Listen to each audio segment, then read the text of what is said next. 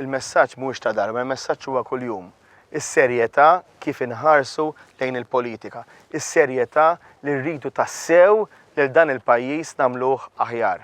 Jiena nemmen li l-mument li nikkonvinċu lin-nies illi nistgħu nagħmlu aħjar għaliex l-intenzjoni tagħna mhix aħna jew sħabna jew li nipproteġi lill Prim Ministru ta' qabli, imma li nipproteġi lil ħaddiem, li nipproteġi lil min irid jinvesti, hemmhekk nistgħu flimkien nibnu Malta aħjar. Hekk saħaq il-kap tal-Partit Nazzjonalista Bernard Grech meta kien intervistat minn Peppi Azzopardi.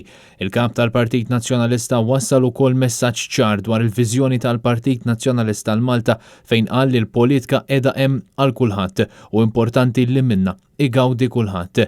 Hemm għal ħaddiem permezz ta' politika wiesa li tagħti xogħol ta' dinjità u xogħol garantit.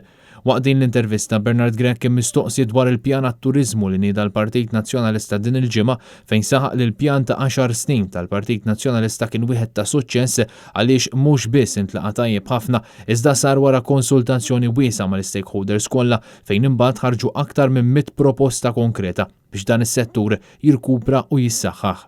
Mhux ivvintajna, mhux ħlomna aħna x'hemm bżonn isir, imma minna konsultazzjoni wiesa qabel mbagħad l-istess stakeholders iżinna sewwa x'inhu l-aħjar illi nipproponu u allura proponejna numru ta' miżuri illi nistgħu permezz tiegħu l-ewwel nirkupraw fil-qasam ta' turiżmu imma mbagħad insaħħuh fit-8 snin ta' wara. Il-kap tal-Partit Nazzjonalista semma kif l-iktar miżuri li niżlu tajjeb mas-settur kienu dawk ta' tnaqqis fil-VAT għar-ristoranti kif ukoll il-miżura ta' tneħħija tal-ħlas tal-liċenzja għal coaches, open top buses, taxis u oħrajn għaliex sissa minkejja li ma kellhomx xogħol fl-aħħar xhur xorta baqgħu iħallsu l-liċenzji anke meta ma jistgħux joperaw.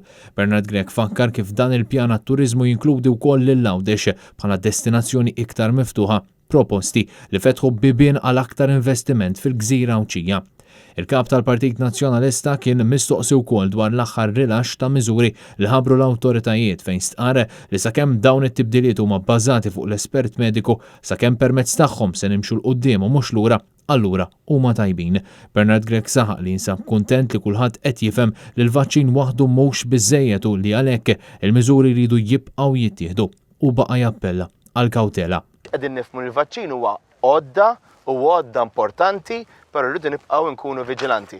U anke jekk niftħu Pep, anke jekk jinfetħu ristoranti, anke jekk jinfetħu jew jirraxxaw miżuri oħrajn, importanti illi dak li se nagħmluh b'kawtela, b'attenzjoni. Aħna il-kol flimkien nistgħu nsolvuha din il-problema. Tul din l-intervista Bernard Grech tkellem ukoll dwar diversi suġġetti oħrajn fejn fosthom żvera li fil-ġimgħat li ġejjin il-Partit Nazzjonalista se jkompli joħroġ aktar proposti fuq diversi setturi differenti li kollha huma intiżi biex jagħmlu l-ġid lill-poplu Malti u Għawdex kollu.